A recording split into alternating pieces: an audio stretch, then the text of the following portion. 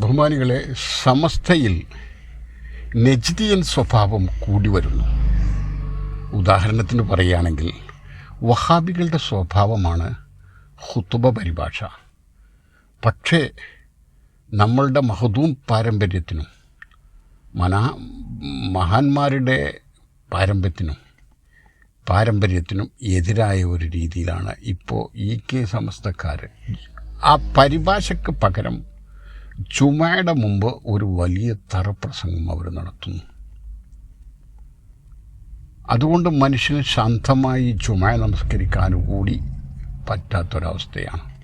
വാസ്തവത്തിൽ ബാങ്ക് വിളിച്ചാൽ സുന്നത്ത് 2-4 റക്അത്ത് നിസ്കരിച്ച് സ്വസ്ഥമായി അല്പം സമയം കിട്ടിയാൽ ദുന്യവിയും ഉഖ്റവിയുമായ കാര്യങ്ങൾക്ക് വേണ്ടി പ്രാർത്ഥനയും അദ്കാറും ആണ് ആ സമയത്ത് ചെയ്യേണ്ടത്.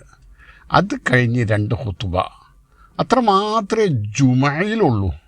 പക്ഷേ അത് പരിഷ്കരിച്ച് പുതിയ നജ്ദിയൻ സ്വഭാവത്തിലേക്ക് ഈ സുന്നിയുടെ ആളുകൾ മാറുന്നു.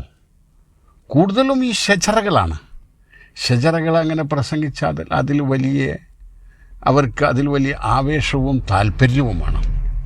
അത് മഹദൂമികളുടെ പാരമ്പര്യത്തിനും ഇവിടുത്തെ ഹസൻ മുസ്ലിയാർ, ഹൈദർസ് മുസ്ലിയാർ പോലത്തെ നല്ല സൂഫികളായ പണ്ഡിതന്മാരുടെയും പാരമ്പര്യത്തിന് അത് എതിരാണ്.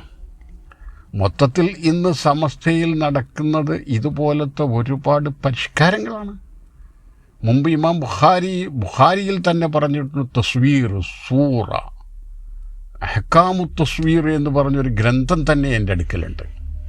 അതിൽ ഫോട്ടത്തിന് നഖശിഖാന്തം എതിർക്കുക മാത്രമല്ല കൊടും ഹറാമാണെന്ന് പറഞ്ഞിരിക്കുന്നു. പക്ഷേ ഇന്നത്തെ ഈ സൂഫി പണ്ഡിതന്മാർക്ക് അത് സുന്നത്ത് പോലെ അത് കൊണ്ടു നടക്കുന്നു. കാരണം എന്താ? മീഡിയകളെ ആവശ്യമില്ലാതെ അതിൻ്റെ പ്രസിഡൻറ്റും പരിവാരങ്ങളും വിളിച്ചു വരുത്തി മീഡിയകളിൽ ഫോട്ടോ കൊടുത്ത് അവർ പ്രദർശിപ്പിച്ച് നടക്കുന്നു.